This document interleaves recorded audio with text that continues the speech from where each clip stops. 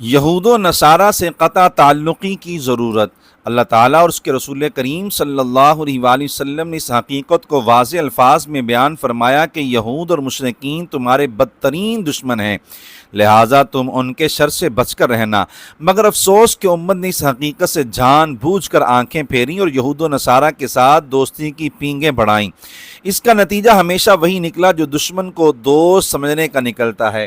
یہودیوں کے بارے میں اللہ تعالیٰ نے فرمایا، لَتَجِدَنَّ أَشَدَّ النَّاسِ عَدَاوَةً لِّلَّذِينَ آمَنُوا الْيَهُودَ وَالَّذِينَ أَشْرَكُوا، ضرور تم مسلمانوں کے ساتھ سب سے زیادہ دشمنی رکھنے والا یہودیوں اور مشرکوں کو پاؤ گے۔ پھر رب کریم نے یہود و نصارہ کو دوست بنانے سے سختی کے ساتھ منع فرمایا۔ خالق کریم کا ارشاد گرامی ہے، یا ایہا الذین آمنوا لا تتخذوا اليہود والنصارى اولیاء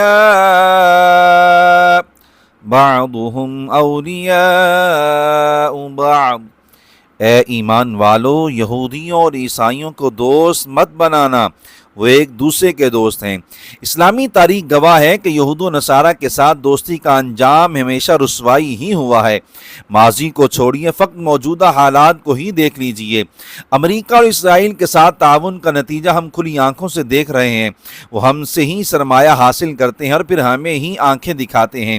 اگر انسان ٹھوکر کھانے کے بعد سنبھل جائے تو بھی اچھی بات ہے، لیکن مسلسل نقصان اٹھانے کے باوجود بھی اپنی روش تبدیل نہ کرے تو اس سے بڑی حماقت کیا ہو سکتی ہے۔